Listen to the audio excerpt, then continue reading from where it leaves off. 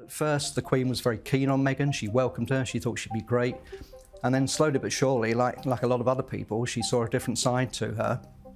And very disappointingly, she started to have her doubts about her. And I think it ruined her relationship with Harry, which was a very close one. And of Harry, the problem, bless his heart, is that Harry is neither bright nor strong, and she is both. And we are watching her trample on him. You know, I gotta tell you, when I first heard that Meghan Markle smirked after Prince Harry shamed the Queen before her death, I thought, no way, that's gotta be satire, right? Like, come on. That's next level petty, even for Hollywood royalty. But then you see the clips, the alleged smirks, the way Meghan just was there, unbothered, while all this drama unfolded. It made me think, have we all been watching a real-life soap opera unfold, but the writers forgot to give the villains a conscience? Let's just get into it, shall we? You got Prince Harry, bless his cotton socks, reportedly turning into a banshee, yelling at his grandmother, the Queen, in her twilight years. Now, this ain't no quiet family disagreement over who gets the last biscuit. We're talking about a full-blown vocal explosion. Can you even wrap your head around that?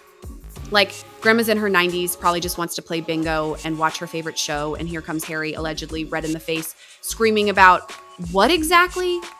And the best part, Meghan reportedly, right there, front and center, allegedly just soaking it all in. Like she's got VIP seating to a performance specifically tailored for her entertainment. You can almost see the thought bubble above her head. Finally, some real drama, and it's all about me. It reminds me of those reality television show confessionals where someone says something absolutely wild and then they cut to the other person's reaction, and it's just this tiny, almost imperceptible smirk. You know the one, right?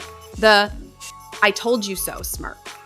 Now, the official narrative always tries to make it about tiaras or tabloids or even, gasp, racism. But hold your horses, folks, because according to sources, the real beef, the juicy core of this royal rumble, was much simpler, much more Hollywood. It wasn't about a jewel-encrusted headpiece. It was about a balcony kiss. Yes, you heard me right. A kiss. On a balcony. At Buckingham Palace. Think about it. Princess Diana got one. Kate Middleton got one. It's the ultimate royal photo op, the symbolic "you've arrived, darling" moment. And Meghan reportedly wanted that spotlight. She didn't just want to be in the royal family. She wanted to own the royal family. She wanted that iconic shot, the one that screams, "I'm a key figure in the line of succession, even if I'm not." But the Queen, bless her wise ancient heart, apparently said, "Nah, not for you, sweetheart." Politely, of course. Firmly, definitely. And that, my friends, is when the cracks in this fairy tale started looking less like hairline fractures and more like the Grand Canyon. So, Harry, already reportedly feeling like the perpetual spare in the royal game of musical chairs, didn't take this rejection well. And instead of, say, writing a strongly worded letter to the Times or having a quiet chat with his brother William about his feelings, he allegedly decided to turn his fury on the one person who, by all accounts, had always had his back, his grandmother. Imagine that. It's like going to your grandma's house for cookies, and when she tells you you can't have a third one before dinner, you start flipping tables. Who does that? It's almost too wild to be believed. But then again, these are royals, and their drama always seems to defy logic. And here's where it gets even more perplexing. Reports suggest the Queen herself remarked that Harry was perhaps a little bit too much in love, maybe besotted, and even weak and being manipulated by Meghan. Now, for a monarch known for her poker face and subtle diplomacy, that's like her dropping the mic and walking off stage. She's not one for gossip. So for her to reportedly utter those words makes you wonder what she was seeing behind closed doors. It paints a picture, doesn't it? A picture of a man allegedly screaming at his nonagenarian grandmother over decisions that were, frankly, never meant to be personal. It wasn't just emotional. Sources suggest it was straight up abusive. And Meghan, reportedly just standing there, allegedly smiling, like she was finally getting the vengeance she deserved. Vengeance for what exactly? Not getting a balcony kiss? It's like something out of a daytime drama, but with more crowns and less affordable housing. Now, the media loves to chew on Tiaragate or how Meghan didn't get the dress fitting she wanted. But what they often forget to mention is that the Queen, according to reports, gave them everything. She reportedly bent over backwards, created a new charity platform just for them, the Queen's Commonwealth Trust. Made Meghan vice president for crying out loud. And let's not forget the alleged $1.5 million clothing allowance. Do you know how insane that is? That's more than any other royal woman in Europe combined. It's like she was trying to bribe Meghan with bespoke couture to just behave. But apparently, it wasn't enough. It was never enough.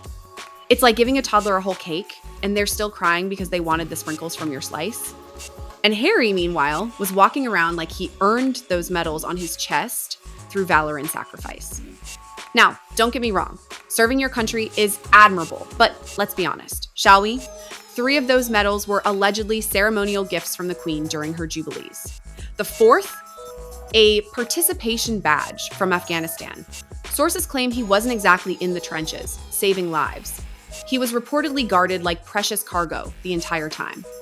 And yet, he'd puff out his chest like a war hero, while actual veterans, the ones who actually did the heavy lifting, probably looked at him sideways, thinking, "Buddy, you were whisked away from a base days before a surprise drug test, allegedly caught snorting vodka, and who knows what else.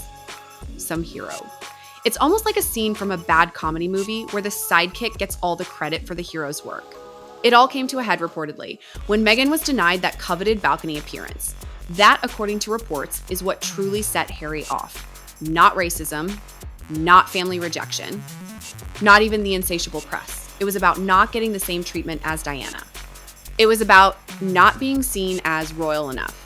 And instead of walking away with grace, Harry, according to accounts, chose to scream at the one woman who had always shown him unwavering love. And Meghan allegedly just stood there, watching his dying grandmother reportedly cry like she was watching a soap opera she already knew the ending to. You know that look, right? The one where someone's watching pure chaos unfold and they're just sipping their tea, completely unfazed. Prince Charles, bless his perpetually perplexed soul, was reportedly blindsided. He wasn't even in the room when Harry allegedly lost it on the Queen. But when the fallout hit, who was expected to clean it up? The old diplomat himself, always trying to hold the fragile royal structure together with duct tape and a healthy dose of denial. Charles, reportedly, did what he always did. He stayed silent. He didn't defend the Queen. He didn't confront Harry. He just let it slide, hoping the moment would pass. But it didn't. The staff knew, William knew, and most importantly, Meghan knew. She'd reportedly crossed a massive line and gotten away with it, leaving everyone else to pick up the pieces of what used to be a somewhat dignified family. But someone else reportedly saw everything. And that, my friends, leads us to the unexpected hero of this whole saga, Prince Andrew. Now, say what you want about Andrew, and trust me, there's a lot to say, but in this particular moment, he reportedly wasn't playing along. At one royal farewell procession, every other member of the family waved, smiled, gave that rehearsed, polite nod to Harry and Meghan as they left. Everyone, that is, except Andrew. He reportedly stared straight at Meghan, stone-faced. No wave, no gesture, just this intense, unwavering gaze. You know that look, right? The one where someone knows a secret and they're just silently judging you. It's like he had a front row seat to the chaos she stirred, and in that icy stare, there was something chilling. Recognition. Not shocking, not confusion, just a profound, unsettling recognition. It made you wonder, what did he know that the rest of us didn't? What had he seen that made him the only one unwilling to play along with the charade?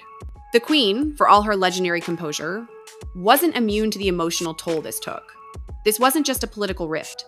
This was personal. Harry had always been her soft spot.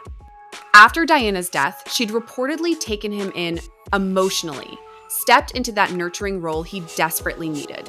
He wasn't the heir, but he was loved just the same. And now he was allegedly yelling at her like she was the villain in his made-for-Netflix movie. This wasn't family conflict, it was betrayal. And Meghan, according to reports, knew exactly what she was doing, positioning herself as the victim, manipulating Harry into thinking his only chance at happiness was to torch everything behind him. It's a masterclass in emotional warfare, if you ask me. And the Queen was reportedly caught right in the crossfire. And then there was Catherine, sweet, composed Catherine. People like to paint her as this calm, unruffled figure, but don't let that polished exterior fool you. She's built for the storm. The media heat, the racist jabs Meghan claimed she received, Catherine, according to reports, endured them tenfold. She wasn't whining on Netflix. She wasn't running to Oprah. She kept her head down and did the job. And still, she reportedly became a target. Not because she wronged Meghan, but because she, dare I say it, outshined her. The Queen reportedly saw it too. In letters and official notes, she called Catherine trusted. That word mattered. The Queen didn't throw it around like confetti at a parade. Meghan reportedly knew it, and it burned her like a bad sunburn. It's like being the understudy who can't stand the star because they're just too good. The fight that allegedly got physical wasn't even directly about Catherine. When William reportedly found out what Harry had said to their grandmother, how he had berated her during one of the most vulnerable times of her life, he snapped. That's when the infamous necklace incident reportedly happened. It wasn't about two brothers arguing over Meghan. It was about Harry allegedly humiliating the woman who raised them, protected them, and served her country until her last breath. William's anger wasn't just emotional. It was righteous. And Harry, he reportedly didn't even flinch. He doubled down, convinced he was the one being wronged. It's like watching two kids fight, but one of them just keeps kicking their own sandcastle, convinced they're winning. The cost of all this? Harry and Meghan's wedding, once touted as a fresh, inclusive, modern take on royal tradition, allegedly turned into a financial black hole. $40 million in security, $1.5 million in clothing for Meghan, and still, she reportedly wanted more. Spray the church with her preferred scent, demand a specific tiara, pick fights with aides. For someone who claimed to be rejected by the institution, she sure acted like she owned it. And when the Queen finally drew a line in the sand, that's when everything reportedly exploded. Not because Meghan was treated unfairly, but because, for the first time, someone reportedly told her no. It's like when a kid who always gets their way finally hears the word no, and their entire world crumbles. The final days of the Queen were reportedly marked not by peace, but by heartbreak. As her health declined, she reportedly reached out to Harry one last time, not as a monarch, but as a grandmother. She asked to see him, just him. A simple request from a woman who had given him everything, love, protection, legacy, but he reportedly said no. Or rather, Meghan reportedly said no to him. If I don't go, you don't go.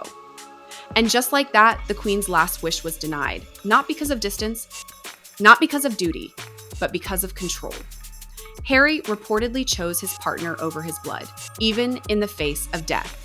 What kind of man does that? A man so far gone into delusion that he no longer knows who he is. A man who allegedly rewrote his life story to make himself the victim in every chapter, even when he's the one reportedly doing the victimizing.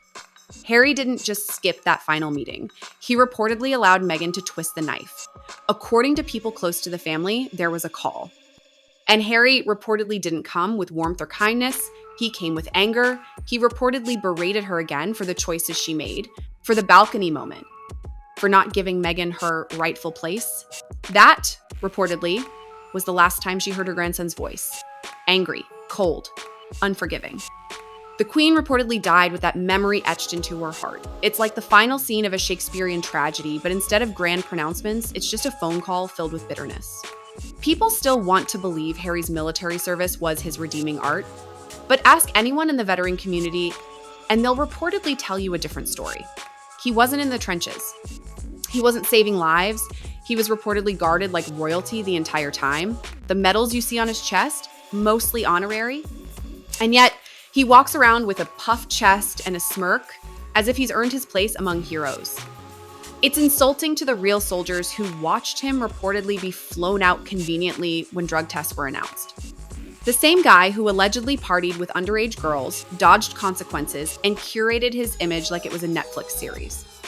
It's like someone wearing a participation trophy to a military parade and expecting a salute. And Meghan? She reportedly played the long game. From her time in Hollywood to her calculated move into royalty, it was always about narrative. She wanted to be the next Diana, but reportedly skipped over the part where Diana earned the world's respect through tireless work and genuine compassion. Meghan reportedly wanted the crown without the weight, the privilege without the responsibility. When she didn't get it, she reportedly torched the palace walls behind her and called herself a survivor. But survivors don't make icons cry. Survivors don't stand there and smile while an old woman gets humiliated. That's not strength. That's, well, you tell me what that is. It's certainly not a good look, not for someone trying to claim the moral high ground. William never went public about what happened, according to reports. But you can reportedly see it in his eyes every time Meghan's name comes up. There's fire there. Not gossip level annoyance, rage. Because he reportedly saw his grandmother, the backbone of their family, break. He reportedly saw the tears. He reportedly heard the screams. And he reportedly knows exactly who pushed the queen in her most fragile moment. That's why he snapped. That's why the necklace reportedly tore. And that's why, according to those close to the situation, there's no going back. The queen reportedly gave Meghan everything: titles, clothes, honors, and patronages. She even made her vice president of a trust she created just for Harry. And how did she reportedly repay that kindness? By making her final months a circus, by reducing her legacy to tabloid headlines, and by allegedly helping Harry twist the knife that ultimately broke her heart.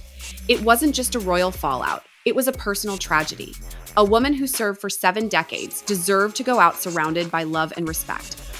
Not bruised by betrayal. Not crying because the boy she raised forgot who he was.